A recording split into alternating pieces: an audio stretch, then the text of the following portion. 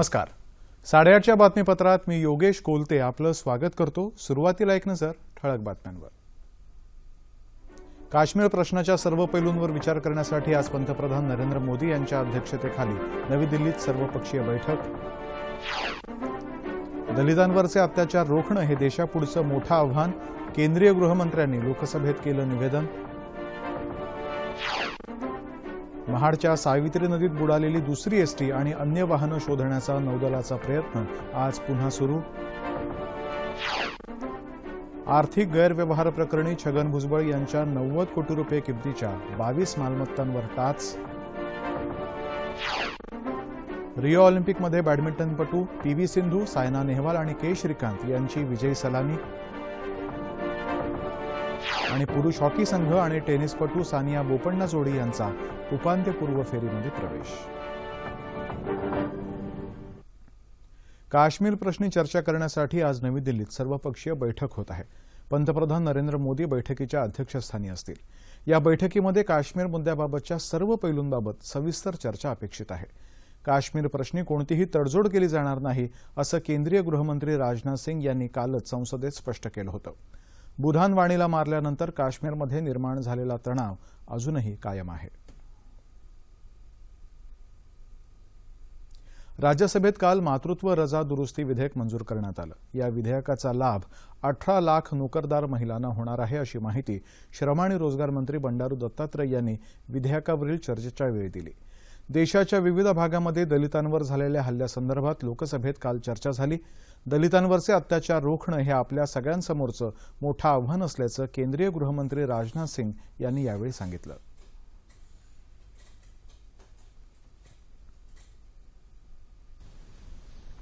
में 39,346 इस प्रकार की एट्रोसिटीज की घटनाएं, ये केसेज रजिस्टर हुए हैं शेड्यूल कास्ट के ऊपर एट्रोसिटीज के.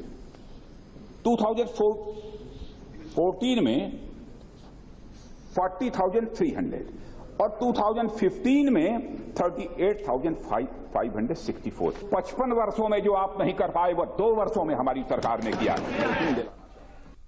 दलितोद्धारासाठी सरकार कटिबद्ध आहे आणि त्यांच्या विकासाकरता आणि सुरक्षेकरता विविध उपाययोजना केल्या जात आहेत असं माहिती आणि प्रसारण मंत्री व्यंकय्या नायडू यांनी काल लोकसभेत सांगितलं.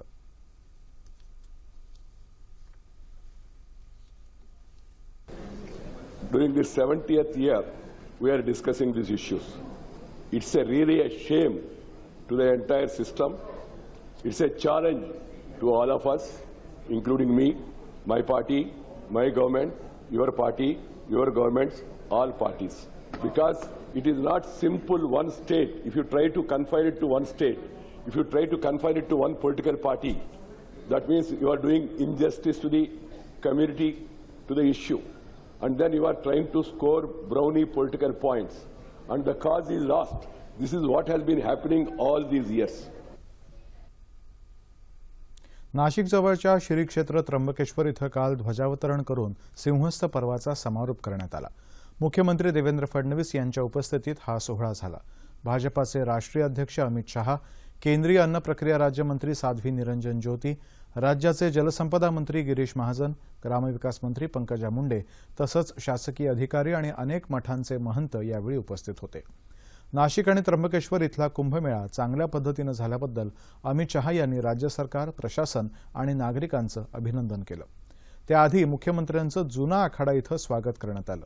मुख्यमंत्र्यांच्या हस्ते नाशिक इथं गोदावरी पूजन आणि आरतीही करण्यात आली. सर्व कल्याण हो, जय हो, जय हो या जयघोषात आणि मंत्रोच्चारात सिंहस्थ कुंभ पर्वाचा समारोप झाला. हर हर गंगे नमामि कृष्णा या जयघोषामध्ये आज सकाळी कन्यागत पर्व काळाला सुरुवात झाली. गुरुग्रहानं कन्या राशीत प्रवेश केला आणि कृष्णा कोयनेच्या संगमावरती हजारो भाविक शाही स्नानात सहभागी झाले. कन्यागत महापर्व परिषदेचे कार्याध्यक्ष शेखर चरेगावकर, वेदमूर्ती डॉक्टर विनायक गरुड आदी यावेळी उपस्थित होते. या कन्यागत पर्वानिमित्त स्वच्छ कृष्णा हा कार्यक्रम वर्षभर राबवणार असल्याचं चरेगावकर यांनी सांगितलं. काल संध्याकाळी कृष्णा गंगाजलाची पालखीतून मिरवणूक काढण्यात आली. रायगड जिल्ह्यातल्या महाडजवळच्या सावित्री नदीवरील पूल कोसळल्यानंतर नदीत बुडालेली दुसरी एसटी आणि अन्य वाहनं शोधण्याचा प्रयत्न नौदलाकडून आजही सुरूच राहणार आहे. या दुर्घटनेच्या कालच्या 9व्या दिवशी राजापूर बोरिवली या एसटी बसचा सांगाडा नदीतून बाहेर काढण्यात नौदलाला यश मिळालं. मात्र या एसटी बसच्या सांगाड्यातून एकही मृतदेह हाती लागला नाही अशी माहिती आमच्या प्रतिनिधीनं दिली आहे. नौदलाच्या 3 बोटींकडून शोधकार्य सुरू असताना अपघात स्थळापासून 150 ते 200 मीटर अंतरावरती एसटी बसचा सांगाडा खोल पाण्यामध्ये आढळला असल्याची माहिती नौदलानं प्रशासनाला दिली होती. आर्थिक गैरव्यवहार केल्याप्रकरणी सध्या सक्तवसुली संचालनालयाच्या कोठडीत असलेले राष्ट्रवादी काँग्रेसचे नेते छगन भुजबळ यांच्या अडचणीत आणखीनच वाढ झाली आहे. काल संचालनालयानं नाशिक आणि मुंबई इथल्या भुजबळांच्या मालकीच्या जवळपास 22 मालमत्तांवरती टाच आणली. या मालमत्तांची एकूण किंमत जवळपास 90 कोटी रुपये असल्याचं पीटीआयच्या बातमीत म्हटलं आहे. याआधीही भुजबळांच्या काही मालमत्ता जप्त करण्यात आल्या आहेत. आता जप्त केलेली एकूण संपत्ती 433 कोटी रुपये इतकी झाली आहे. महाड दुर्घटनेनंतर राज्यातल्या पुलांच्या सुरक्षेबाबत प्रशासनासह सगळेच सतर्क झाले आहेत.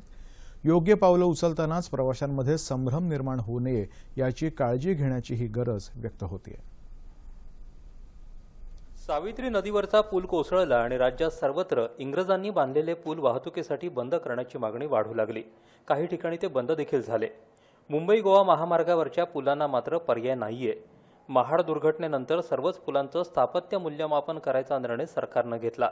हे मूल्यमापन झाल्याखेरीज कोणताही निर्णय घेणं कठीण असल्याचा पवित्रा अधिकाऱ्यांनी घेतला आहे. ब्रिज आहेत आपले, त्याच्या सर्व स्ट्रक्चरल ऑडिट करण्याविषयी शासनाचे तसे निर्देश आणि शासनाचे एकत्रित ते ऑर्डर येणार आहे.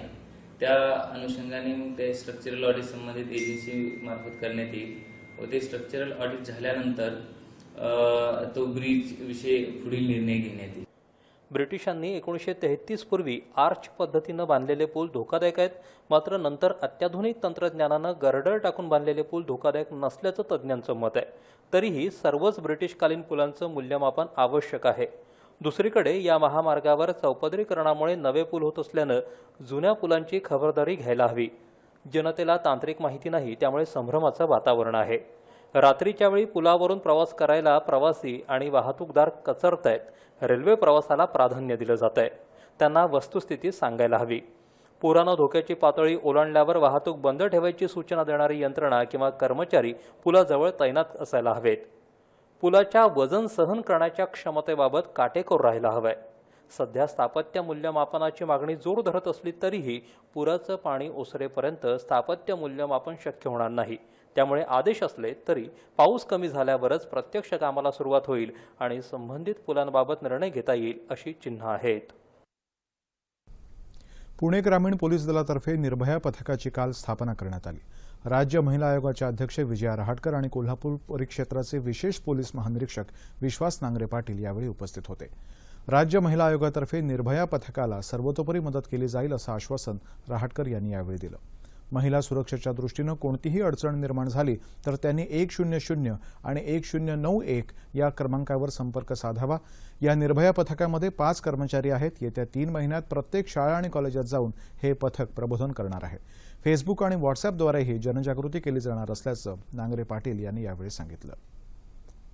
मुंबईकरांच्या धावपळीच्या दैनंदिनीमध्ये महत्त्वपूर्ण कामगिरी बजावणाऱ्या डबेवाला संघटनेनं आता अवयवदान यासारख्या सामाजिक उपक्रमात सहभागी होण्याचा निर्णय घेतलाय. दरवर्षी 13 ऑगस्ट अवयवदान दिन म्हणून पाळला जातो. यानिमित्त श्रीपद राजचंद्र मिशन या स्वयंसेवी संस्थेनं एका विशेष कार्यक्रमाचं आयोजन केलं आहे. त्यामध्ये डबेवाला संघटनाही सहभागी होणार आहे. एखाद्याच्या मृत्यूनंतर मृत व्यक्तीच्या नातेवाईकांनी त्याच्या अवयवाचं दान करण्यासाठी पुढे यावं यासाठी समाजामध्ये जागृती करण्यात येणार आहे. मुंबईच्या डबेवाला संघटनेची कार्यपद्धती तसंच शिस्त याबद्दल जगभरातून या संघटनेचं कौतुक केलं गेलंय. जवळपास 2 लाख मुंबईकरांना अगदी वेळेवर जेवणाचे डबे पोहोचवणाऱ्या या संघटनेचे कार्यकर्ते आता अवयवदानासारख्या सामाजिक कार्यालाही हातभार लावणार आहेत. विज्ञान युगातही वाचन संस्कृतीची नितांत आवश्यकता असल्यानं ही संस्कृती जपायला हवी असं मत ज्येष्ठ ग्रामीण साहित्यिक बबन पोद्दार यांनी व्यक्त केलंय. ज्येष्ठ ग्रामीण कथाकार शंकर पाटील यांच्या जयंतीनिमित्त कोल्हापूर जिल्ह्यातल्या पट्टण कोडोली इथं आयोजित एका कार्यक्रमात ते काल बोलत होते. वाचन आणि लेखन या दोन्हीद्वारे शंकर पाटील या महान कथाकाराच्या स्मृती जागावल्या तर त्या पुढल्या पिढीला मार्गदर्शक ठरतील असं पोद्दार यांनी सांगितलं. साहित्य हा समाजमनाचा आरसा असल्याचंही ते म्हणाले. देशाला स्वातंत्र्य मिळवून देण्यासाठी अनेकांनी विविध चळवळींमध्ये सहभागी होऊन लढा दिला. पुण्याचे स्वातंत्र्य सेनानी भाई वैद्य हे त्यांच्यापैकीच एक. त्यांच्या कार्याचा हा आढावा. पुण्यातले स्वातंत्र्य सैनिक भाई वैद्य वयाच्या 88व्या वर्षीही अत्यंत सक्रिय व्यक्तिमत्व. MAPTचं उच्च शिक्षण घेतलेल्या भाई वैद्य यांनी 1942च्या चळवळीत भाग घेतला होता. स्वातंत्र्यानंतरही ते राजकीय तसंच सामाजिक कार्य करत राहिले. 1974-75 या काळात त्यांनी पुण्याचं महापौरपद भूषवलं. गोवा मुक्ती संग्रामात दुसऱ्या तुकडीचं नेतृत्वही केलं होतं. 1978-79 साली ते राज्याचे गृहमंत्री होते. 1957च्या निवडणुकीमध्ये काँग्रेस जवळजवळ पराभूत झाली आणि त्यांनी इतका धसका घेतला की शेवटी 1960 मध्ये त्यांना संयुक्त महाराष्ट्र निर्माणच करावा लागला. संयुक्त महाराष्ट्र झाला याच्याबद्दल माझ्या मनामध्ये फार मोठं समाधान आणि आनंद आहे. सध्या ते सोशल पार्टी ऑफ इंडियाचे राष्ट्रीय अध्यक्ष आहेत. त्यांना अद्यापही सरकारकडून निवृत्ती वेतन मिळत आहे. देशासाठी लढा देणाऱ्या अशा स्वातंत्र्य सैनिकांना पाहून नवीन पिढीला सतत प्रेरणा मिळत राहील. सिग्नल बिघाडामुळे कर्जतहून मुंबईला जाणारी लोकल आज बदलापूर स्थानकामध्ये उशिरानं आली. त्यानंतर प्रवाशांच्या संतापाचा उद्रेक झाला आणि गेले 3 तास कर्जत ते बदलापूर दरम्यानची वाहतूक ठप्प आहे. संतप्त प्रवाशांच्या रेल रोकोमुळे स्टेशन मास्तराच्या कार्यालयालाही घेराव घालण्यात आलाय. मात्र अंबरनाथ ते CST दरम्यान रेल्वे वाहतूक सुरू आहे. तसंच लांब पल्ल्याच्या गाड्या पनवेल मार्गे वळवण्यात येत आहेत. रिओ ऑलिम्पिक स्पर्धेमध्ये भारतीय पुरुष हॉकी संघानं उपांत्यपूर्व फेरीमध्ये प्रवेश केला आहे. 1980 नंतर तब्बल 36 वर्षांनी प्रथमच भारतानं उपांत्यपूर्व फेरी गाठली आहे. काल झालेल्या सामन्यामध्ये नेदरलँड्सनं भारतावरती 2-1 गोलनं मात केली. मात्र ब गटामध्ये 6 गुणांसह तिसऱ्या स्थानावर असलेल्या भारतानं उपांत्यपूर्व फेरी गाठली आहे. टेनिसपटू सानिया मिर्झा आणि रोहन बोपन्ना या जोडीनं उपांत्यपूर्व फेरीत धडक मारली आहे. सानिया बोपन्ना जोडीनं ऑस्ट्रेलियाच्या सामंथा स्टोसूर आणि जॉन पियर्स या जोडीवर 7-5, 6-4 असा विजय मिळवला.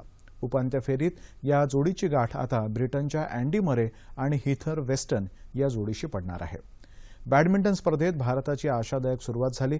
सायना नेहवाल, PV सिंधू आणि के श्रीकांत यांनी आपापले सलामीचे सामने जिंकत पुढील फेरीमध्ये प्रवेश केला. सायना नेहवालनं ब्राझीलच्या विन्सेंटवर 21-17, 21-17 असा विजय मिळवला. PV सिंधूनं हंगेरीच्या लॉरा सरोसीचा 21-8, 21-9 असा केवळ 27 मिनिटात पराभव केला. तर के श्रीकांतनं मेक्सिकोच्या लिनो मुनोजवर 21-11, 21-17 अशी सरळ सेटमध्ये मात करत पुढील फेरी गाठली. महिला हॉकी संघाला मात्र अमेरिकेकडून 3-0 गोलनं पराभव पत्करावा लागला. 56 किलो वजनी गटामध्ये मुष्टियोद्धा शिव थापा पहिल्याच फेरीमध्ये गारद झाला. आणि आता बातमी हवामानाची. उस्मानाबाद, ठाणे, पालघर आणि अकोला या जिल्ह्यामध्ये आज सकाळपासून तुरळक पावसानं हजेरी लावली आहे.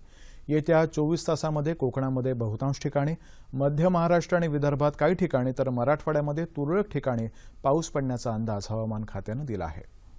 शेवटी एक नजर पुन्हा एकदा ठळक बातम्यांवर.